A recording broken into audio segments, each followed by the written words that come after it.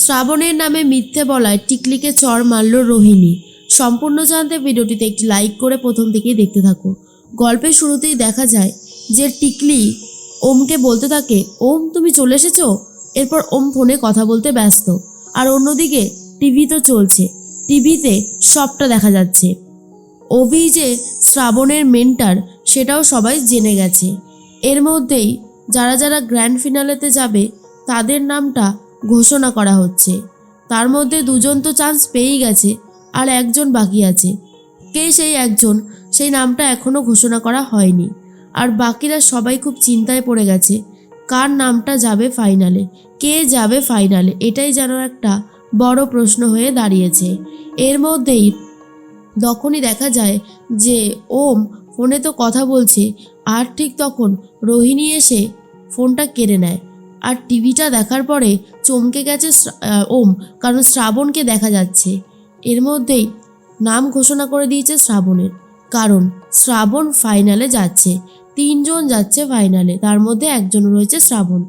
আর অন্যদিকে রোহিণী তখন বলে, কিরে দাভাই, এখন মুখ থেকে একটা শব্দও বেরোচ্ছে না কেন? কিরে উত্তরটা দে, কেন শব্দগুলো বার করছিস না? তুই আমাকে আর কত অপমান করবি বলতো?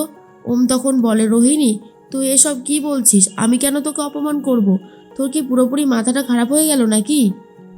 মৃত্তিকা বলে, ওম বেটা, রোহিণীর মাথা খারাপ হয়নি। মাথা খারাপ যদি কারোর হয়ে থাকে সেটা তো তোমার হয়েছে।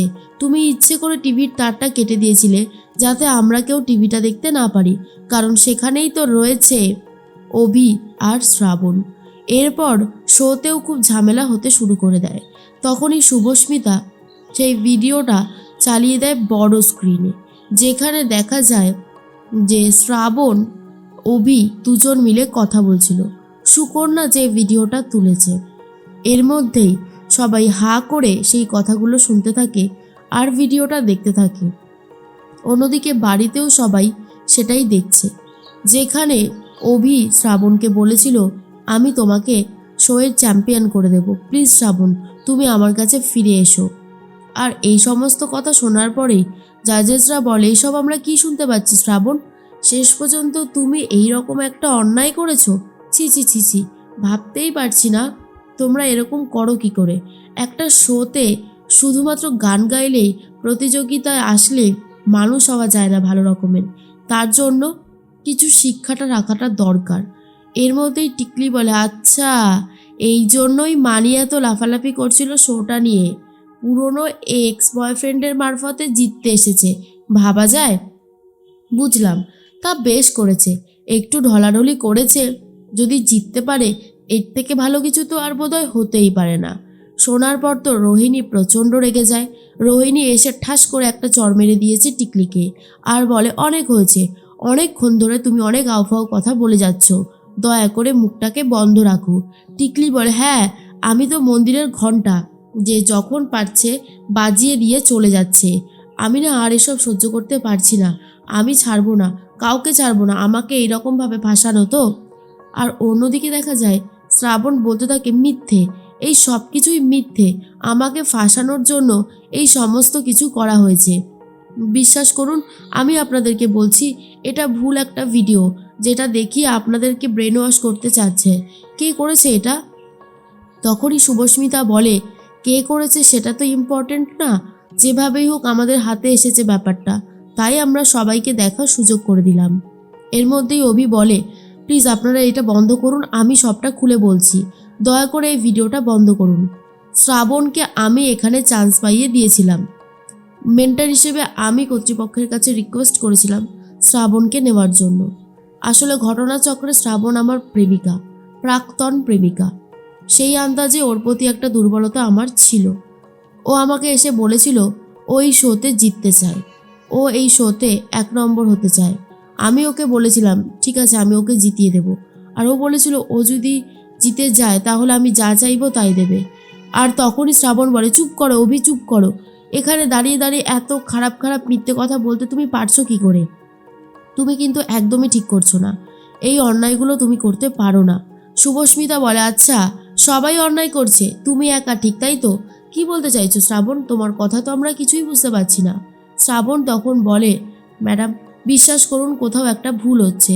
আমি কিন্তু কোনো অসৎ কাজ করিনি, আর আমি কোনো অসৎ কাজ করে জিততেও চাই না।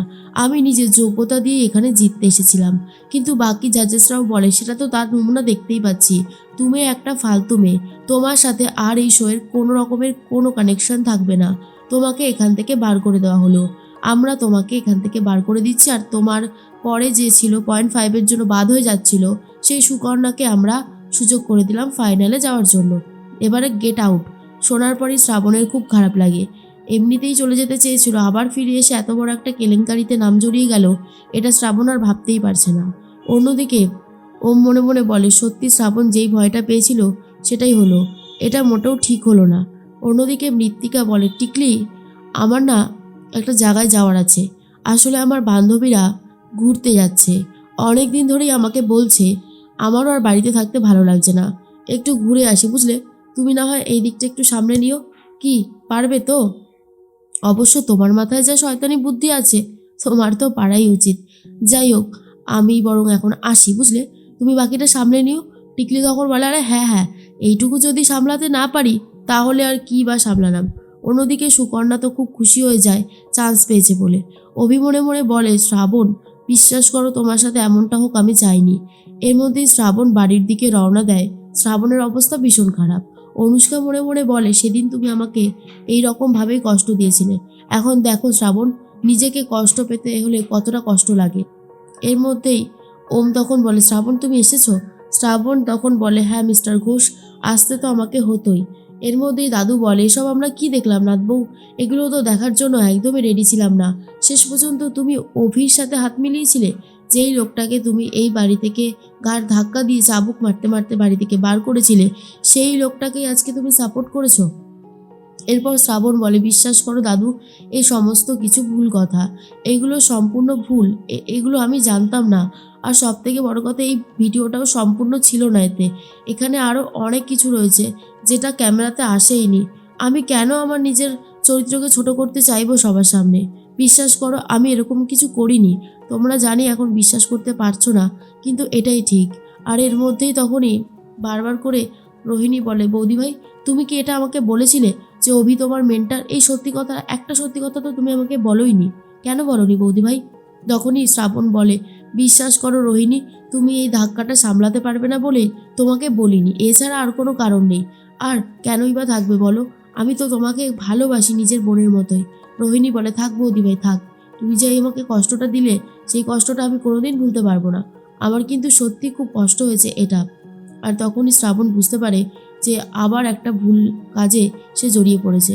রোহিণীকে হয়তো সবটা বলে দিলেই ভালো হতো।